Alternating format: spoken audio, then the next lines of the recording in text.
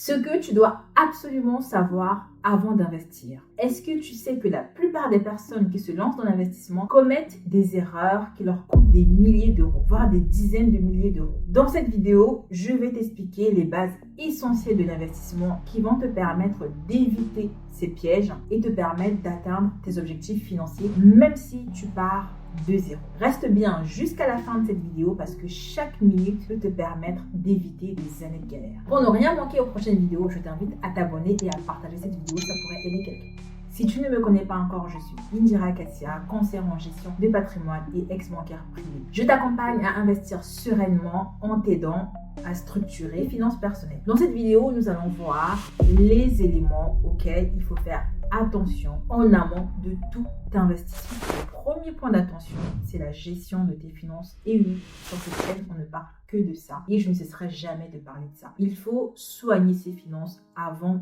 d'investir. C'est juste la base avant d'investir. On ne va pas investir alors qu'on n'a pas d'épargne. On ne va pas investir alors qu'on n'a pas de discipline financière ni de planification financière. Je m'explique. Lorsque tu vas demander un crédit à la banque, par exemple, que ce soit pour investir dans l'immobilier ou dans le financier ou acheter des actions ou investir dans d'autres placements, le banquier, ce qu'il va faire avant de te prêter de l'argent, il va regarder tes comptes. Il va regarder comment tu gères tes comptes. Il va regarder est-ce que tu épargnes. Si tu es jeune et que tu viens de commencer à travailler, ne t'inquiète pas, le banquier va prendre cela en compte. Si tu es moins jeune et que ça fait plusieurs années que tu à commencer à travailler, le banquier va également regarder tes comptes pour savoir si depuis le temps que tu travailles, est-ce que tu as mis de l'argent de côté. Pour avoir travaillé en banque, le banquier va vraiment regarder chaque ligne de dépenses que tu effectues avec ton compte. Raison pour laquelle il est primordial de prêter attention à la gestion de vos comptes. Il y a des choses qui sont assez bloquantes lorsqu'on va notamment demander un crédit immobilier. Par exemple, les retraits réguliers, les retraits de gros montants. C'est par exemple les paris, les jeux de paris. Il faut absolument éviter que ça apparaisse sur vos comptes relevés. Et le banquier, il cherche à voir si vous avez une habitude d'épargne. Est-ce que vous avez mis en place une automatisation pour mettre de l'argent de côté? Est-ce que vous êtes plutôt quelqu'un qui pense, qui prévoit ses dépenses? Est-ce que quelqu'un qui prépare l'avenir ou pas? La gestion des finances est vraiment quelque chose de très important qu'il faut regarder avant tout d'investissement. Et ça tombe bien, si vous êtes sur cette chaîne, nous sommes là pour vous donner les astuces, pour vous donner des conseils pratiques, pour vous aider dans cette dynamique. Et si avec tout ce que vous avez comme information sur cette chaîne, cela ne suffit pas à vous aider à avancer dans cette discipline, eh bien nous vous proposons des formations. Vous avez toutes les informations dans la bio. Au-delà de la gestion de ces finances, une fois que vous avez mis en place une bonne discipline, une fois que vous avez mis en place une habitude d'épargne, eh bien ce qu'il faut mettre en place dans la gestion de vos finances avant d'investir, c'est une épargne de précaution. Parce que oui, on ne va pas investir avec tout son argent, avec toutes ses économies. Quand on investit, eh bien, il faut garder un peu d'épargne pour les aléas. Il faut garder un peu d'épargne si jamais il y a un risque auquel on va faire face dans cet investissement.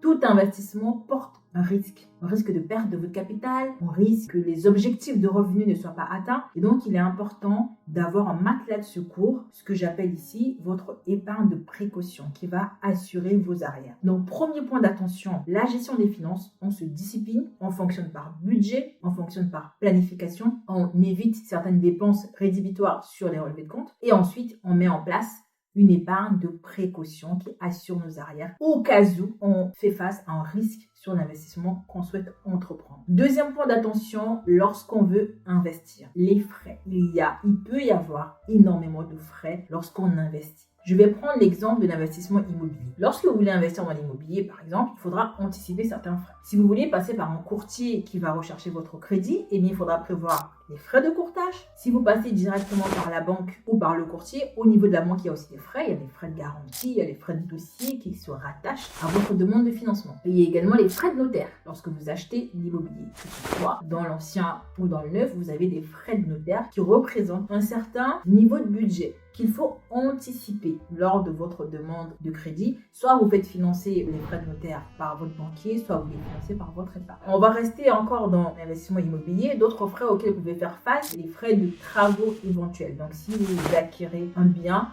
sur lequel il y a des travaux, eh bien, il faudra prévoir une enveloppe travaux. Parfois, on découvre même des surprises, c'est-à-dire des vices cachés dans l'appartement qu'on a acheté. Des vices cachés, c'est-à-dire que c'est des défauts qu'on n'a pas constatés au moment de la visite, qu'on n'a pas constatés avant l'achat du bien. Une fois qu'on a acquis le bien, on se rend compte que finalement, on a beaucoup plus de travaux que cela à faire. Donc, c'est à prévoir, ce sont des frais à prévoir. Et même lorsque vous prévoyez des frais pour les travaux, il se peut que les travaux prennent beaucoup plus de temps et cela va générer des coûts supplémentaires. Donc, vraiment, c'est des frais à avoir en tête. Pour l'investissement financier, il y a en général des frais d'entrée. Donc, lorsque je vais prendre l'exemple de l'assurance vie. Lorsque vous offrez un contrat d'assurance vie, eh bien, il y a des frais d'entrée. Et lorsque vous faites des versements réguliers sur votre contrat d'assurance vie, eh bien, vous avez aussi des frais. Donc, c'est des frais à prendre en compte. Même lorsque vous voulez racheter votre contrat, il y a des frais de sortie. C'est des frais qu'il faut prendre en compte en amont. Renseignez-vous sur combien vont vous coûter ces frais-là, quel que soit le placement que vous voulez faire. Donc, les frais sont quelque chose qui peut plomber totalement votre budget, réduire votre rentabilité. Donc, prêtez une grande attention aux frais éventuels avant le projet, pendant le projet et après le projet d'investissement. Troisième point d'attention, ce sont vos objectifs.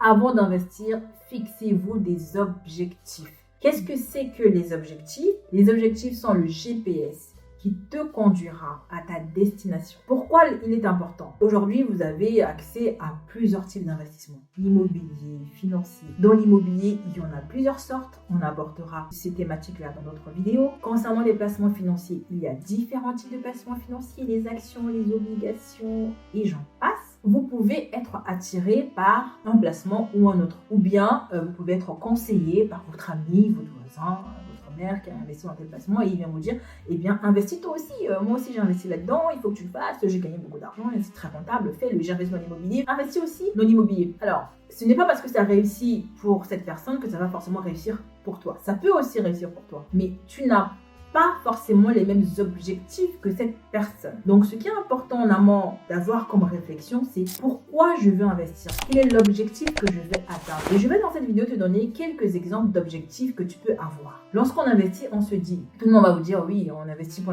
l'indépendance financière, la liberté financière. Oui, ça c'est le but ultime. C'est très bien. Mais tu investis pourquoi? Est-ce que tu investis pour te créer un revenu complémentaire? C'est une chose, parce que tous les investissements ne vont pas forcément te générer tout de suite du cash. Donc, est-ce que tu investis pour te générer des revenus complémentaires, revenus passifs? Est-ce que tu investis pour plus tard, pour l'avenir, c'est-à-dire que je vais investir aujourd'hui pour pouvoir léguer cet investissement-là à mes enfants, à mes parents? Est-ce que tu investis pour préparer ta retraite? Parce que tu te dis que tu sois jeune ou moins jeune, tu te dis voilà, à la retraite, j'aimerais avoir un complément de revenu, un complément de retraite, j'aimerais avoir une source de revenus qui va me permettre de maintenir mon niveau de vie à la retraite. Est-ce que tu investis pour réduire tes impôts? Est-ce que tu investis pour générer un capital, c'est-à-dire avoir une certaine somme d'argent pour ensuite injecter dans un projet, dans un mariage, dans un projet d'enfant qui arrive ou dans un projet d'entrepreneuriat? Donc, il peut y avoir plusieurs objectifs d'investissement. Quel est le tien? Et est-ce que ton investissement, en fonction de l'objectif, ça va être un investissement à moyen ou long terme? Je parlais tout à l'heure d'un premier objectif qui est celui de générer des revenus. Il y a certains investissements, quand je prends l'exemple d'investissement immobilier, il y a certains investissements qui ne vous permettent pas de générer du cash flow, c'est-à-dire de générer des revenus que vous pouvez encaisser tout de suite au début de l'opération. Si ton objectif c'est d'avoir de l'argent tout de suite, eh bien tu n'iras pas sur ce type d'investissement-là, même si c'est un investissement immobilier. Si ton objectif c'est de générer de l'argent tout de suite, eh bien tu t'orienteras plutôt vers un projet immobilier qui te permettra de générer de l'argent tout de suite. Et en fonction de ton objectif, on avait parlé en amont, le premier point d'attention c'était les finances. Donc il y a certains projets qui vont te nécessiter un certain capital de départ, même dans l'immobilier ou autre, et il y a d'autres projets qui ne nécessitent pas d'avancer des finances au départ en fonction de tes objectifs. Donc il est vraiment important d'avoir cet objectif-là. Et une fois que tu as fixé ton objectif, ça va également te permettre de ne pas succomber aux appels des bonnes affaires. Dans l'avancement de ton projet, tu tomberas sur des opportunités. Et si tu n'as pas un objectif bien déterminé, bien clair, tu seras tenté de dire « Ah, ça c'est peut-être une bonne opportunité, c'est peut-être fait pour moi. » Alors que ça peut être une bonne opportunité. Peut-être pas que celle-là répondra à ton objectif. Et une fois que ton objectif est précis, ton objectif précis va t'amener à définir un projet clair d'investissement. Objectif bien défini, projet clair. Une fois que le projet il est clair, eh bien, il n'y a plus qu'à dérouler. On récapitule les différents points d'attention auxquels il faut absolument faire attention avant d'investir. La gestion des finances, hyper important. Vous avez des ressources dans la description de cette vidéo pour vous aider dans ce sens. Ensuite, il faut faire attention aux frais éventuels qui vous attendent au début de votre projet, pendant votre projet et après votre projet. Ensuite, définir un objectif clair. Et cet objectif clair va vous permettre de définir un projet clair et de vous booster pour réaliser votre projet et ne pas attendre indéfiniment le bon moment qui est déjà là.